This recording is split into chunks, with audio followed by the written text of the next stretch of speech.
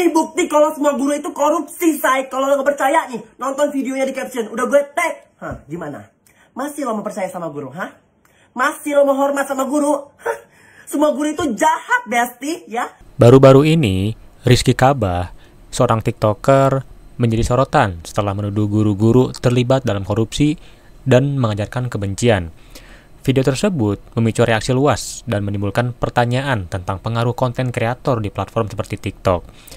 Di video ini, Warta Talu akan membahas kasus Rizky Kabah dan dampaknya terhadap siswa dan mengapa orang mudah terpengaruh oleh konten di TikTok, serta solusi yang dapat diambil. Yuk kita gaskeun.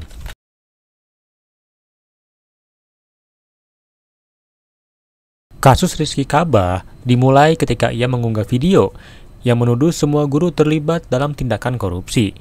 Dalam video tersebut, ia menyatakan bahwa banyak guru yang meminta dana penunjang pendidikan dengan cara yang tidak etis. Tuduhan ini tidak hanya merugikan reputasi guru yang bersangkutan, tetapi juga menciptakan ketidakpercayaan di kalangan siswa terhadap pendidikan mereka.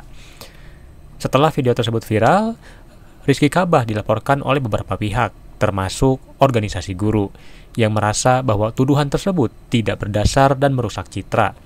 Rizky pun menghadapi konsekuensi hukum dan sosial akibat pernyataannya, yang menunjukkan betapa seriusnya dampak dari konten yang diunggah di media sosial.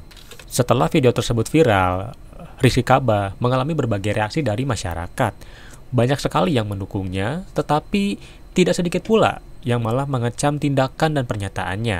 Ia menjadi pusat perhatian media, dan banyak orang mulai mempertanyakan motivasi di balik video tersebut.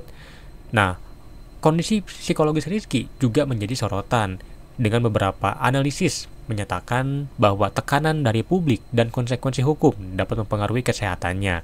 Ini menunjukkan bahwa menjadi seorang kreator di media sosial tidak selalu membawa dampak positif dan bisa berujung pada masalah yang jauh lebih besar. Nah, pertanyaannya, mengapa hal ini bisa terjadi?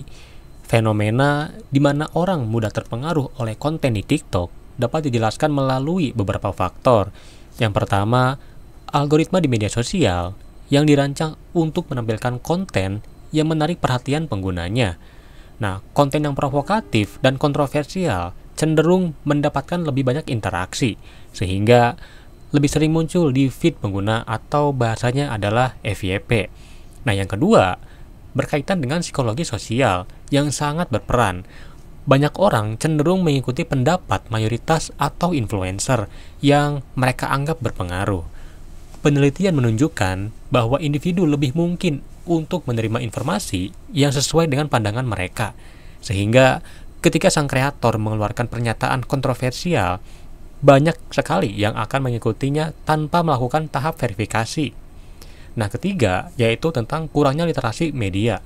Nah, di kalangan masyarakat, terutama di kalangan remaja, banyak sekali yang tidak memiliki keterampilan untuk menganalisis dan mengevaluasi informasi yang mereka terima.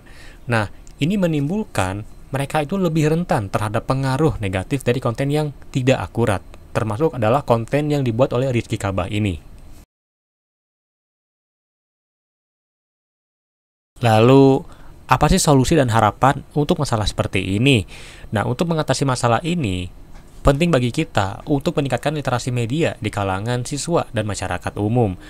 Pendidikan tentang cara menganalisis informasi dan memahami konteks di balik konten media sosial harus menjadi bagian dari kurikulum sekolah. Selain itu, orang tua dan pendidik perlu terlibat dalam diskusi tentang penggunaan media sosial yang sehat. Lalu, tak lupa mengajarkan siswa untuk berpikir kritis dan tidak mudah terpengaruh oleh informasi yang tidak jelas.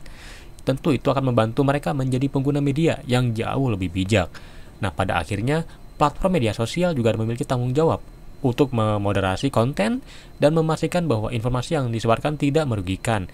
Dengan kolaborasi antara individu, pendidik, dan platform, kita dapat menciptakan lingkungan yang lebih aman dan mendidik di dunia maya. Pada akhirnya, fenomena Rizky Kabah ini dan pengaruh konten TikTok menunjukkan betapa pentingnya pemahaman dan kesadaran dalam menghadapi informasi di era digital. Mari kita semua berperan aktif dalam menciptakan lingkungan yang positif dan mendidik bagi generasi mendatang. Salah satunya adalah dengan cara mendukung channel ini dengan cara klik subscribe. Terima kasih telah menyaksikan video kali ini. Kita bertemu lagi di video selanjutnya.